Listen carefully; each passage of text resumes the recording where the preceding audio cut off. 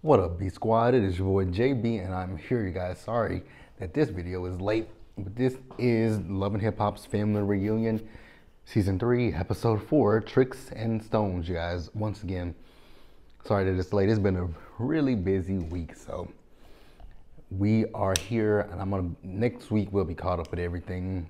Everything will be out on time. So before we go ahead and just jump into this review, if you guys are watching this video or any other on my channel, and you guys aren't subscribed yet, do me a solid favor and stop taking me out on this date, having me pay for it at the end of it. You guys know the routine. Do me that favor by liking the video, subscribing to the channel, turning your post notifications on, and also by sharing the video.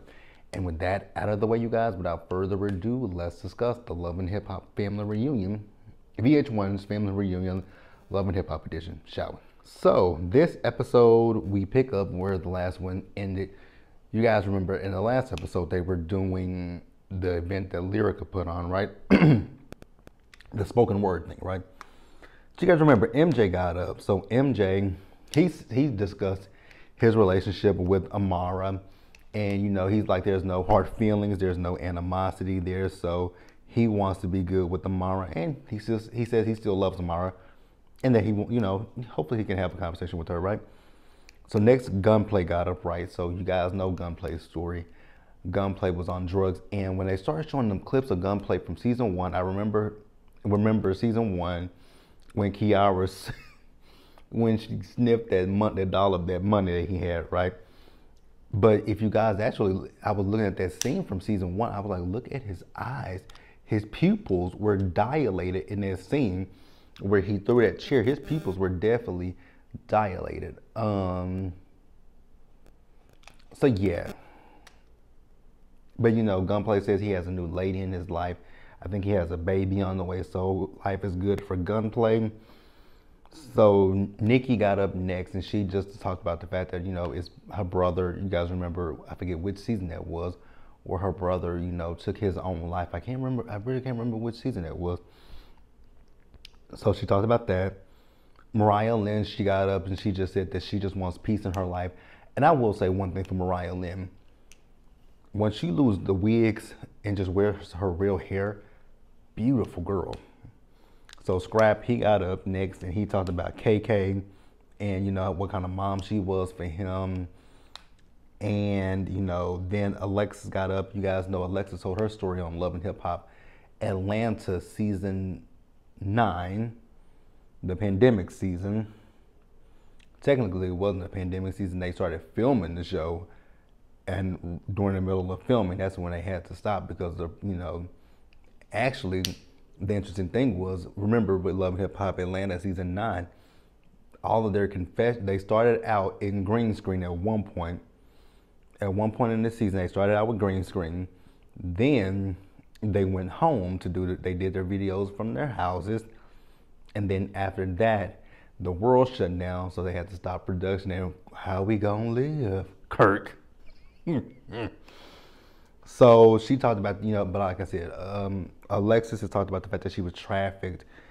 And, you know, she says that some people don't believe her. And I'm not one of those people who, despite Alexis's past, if she says that she was trafficked and whatnot, I have no choice but to believe her when she says that. So anybody who, I mean, I know Alexis is not my favorite person. I'm not gonna sit here and discount her story. She says it happened, and I do believe her. I don't understand. I don't think anybody would lie about that. But hey, it is what it is, right? It was hard for her to talk about her story at first, but then everybody talked, you know, said, no, you got to tell the story. This could help somebody, which is true. So Estelita, she went next, right? And Estelita told her story. So Estelita came to the country when she was, I think she said she was 15 years old. She started dancing at 17, and then she said 5 guys, you know, sexually assaulted her. And then she talked about the fact that her mom passed away at 19, and you could just see the pain in her face. And I really just felt bad. I just wanted to just reach to the TV screen and just give her a big, huge hug. But that's it. So let's pause here and move forward, you guys. All right, you guys. So the next day, Scrap is going to be hosting an event. So Scrap is going to be doing soccer, since soccer is the national sport in Jamaica, right? So he and Alexis, they are flirting hard with each other, right? He's talking about how beautiful she is, you know. And like I said, I'm not an Alexa Sky fan, but I can say that she is beautiful. The only thing about Alexa Sky that I will say is, girl, you have done too much work to your body. It's the ass for me. The ass and them thighs don't match. So she tells him she played soccer when she was in school, and they are flirting with each other. And when she said scrap is fine, I was like, girl, where? The hair? Y'all think scrap, let me know in the comments, do y'all think scrap is fine? Let me know. But I'm cool with them too, right? Somebody just ran down the hallway. So next up we see Carly, Spice, and Estelita. So they're getting ready to head over to Kingston, Jamaica, right? Because Spice has, raised $5 million and she's going to be giving back to her community. So she's going to be giving, books, vouchers, and all this stuff to parents who, need the funds, right? So they talk about how good the open mic night was and how they wish Carly was there. And, Spice is telling Carly that, Mariah Lynn, she was really hurt. And Carly. Now, Carly may have been bullied in the past, right, when she was a child, right? I don't know her story, but I know Carly cannot say she's been bullied while she was on Love and Hip Hop Atlanta. Carly has not been bullied while she's on this show. Carly has been messy and starting shit and getting shit riled up. So I'm not gonna sit here and try to defend Carly on Love and Hip Hop. Now, she got bullied in her life. That is terrible, and I do feel bad for her. But to sit here and try to use that as a reasoning for why she, is the way she is, girl, save the bullshit and go to hell, Carly. That's just all I gotta say. So we're gonna pause here and move forward. All right, you guys. So you guys remember that Mariah Lynn has invited a lot of people on this trip, right? She invited MJ and Shay, Francine, Frinsky, Bucky Johnson, and she didn't invite MJ, that was Shay. But she invited Shay, and she's also invited Nancy, AKA Mama Jones, AKA Physicotic. Oh, I love me some Nancy. I'm just feeling away because Chrissy is on this trip, and Chrissy didn't invite me. So, me and Chrissy, we gonna have to talk. But my son, the way Nancy and Jim, their relationship is very weird. So, yeah. So, KK is talking to, that hurt my throat a little bit. So KK is talking to, you're a selfish bitch. I will never get over there. You're a selfish bitch. And what are you? No, what you are is a psychotic bitch. And then that woman went and spelled physicotic. Physicotic. I'm a psychotic bitch. Man, the early days of Love and Hip Hop were the shit. But let's get back to what I was talking about. So, Chrissy and KK were talking, and then Little Lyrica came down there and joined them, right? Now, you guys know that Chrissy has been talking about, especially the situation that happened in last week's episode with Tokyo, right?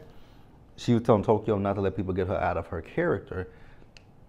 I was like, Chrissy, you gonna practice what you preach? Because do you and Nancy get along? Now, I remember why, they showed the clip of season 2 when Chrissy proposed to Jimmy. Ugh. I still cringe every time I see that scene of her proposing to that man. And now y'all been together for 18 years and y'all still ain't, maybe marriage is, I don't know, because Chrissy did make a fool of herself getting down on one knee and proposing to the man, so I just don't know.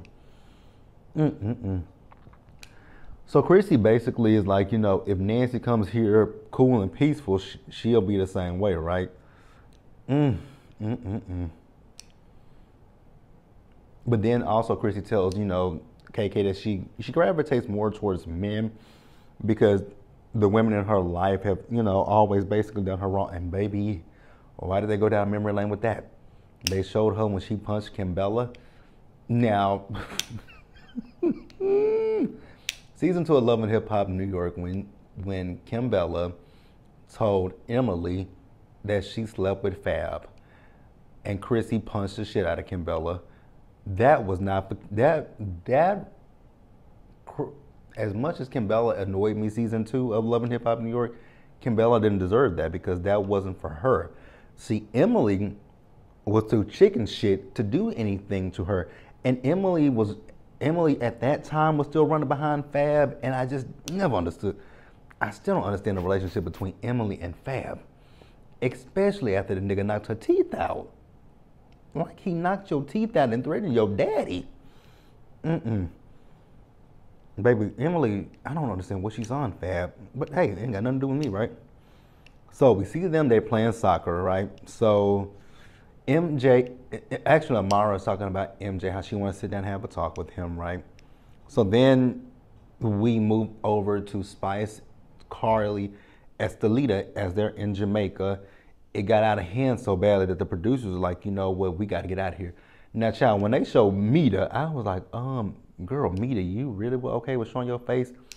Now, granted, I do know that Love and Hip Hop, be it this show, Family Reunion, actually filmed before season 10B of Love and Hip Hop Atlanta even aired. So at the time that they filmed this show, we didn't know Mita's storyline on Love and Hip Hop Atlanta, which I still don't really know 100% about Mita's storyline because you guys know I gave up on Love and Hip Hop Atlanta one episode in. Yeah, so I don't, as far as Love and Hip Hop Atlanta goes, you guys, in Miami, JB won't be reviewing them anymore. I'm sorry, you guys. So yeah, it got to that point, and then at the end of the episode, we move over, we see Nancy as she joined the group, and that's actually where the episode ended. So wasn't really much to this episode, but it was a good one. It was a good episode. I just think that Nancy and Chrissy, the sad thing is with that relationship, you saw it for years, is that I think for so long, Nancy was the only woman in Jimmy's life. And then Chrissy comes into the picture and she now has to share her son with Chrissy. Like, I mean, y'all go back to that interview he did, or either he did an interview or a podcast when he said that his mama taught him how to kiss. Ugh. Nigga, what? That's about as bad. Who is it that said that their grandmother taught Jada Pinkett? That's almost as bad as Jada Pinkett telling us that her grandmother taught her the correct way to pleasure herself. I was like, ooh, what kind of parents and grandparents did y'all have? My mama didn't even talk about sex with me. She didn't talk about sex with me.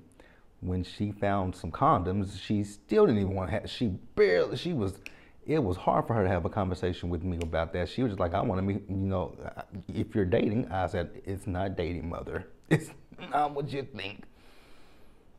It's not that, but she didn't even want to have a conversation. So the fact that your mama taught you how to kiss,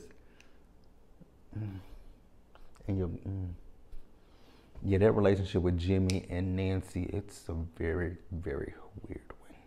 But let me know what you guys thought about the episode in the comment section below, and subscribe to the channel, turn on your post notifications, and share the video, you guys. And until the next time, stay safe, take care of yourselves, be blessed, and I'll catch you guys in the next one. Bye, guys.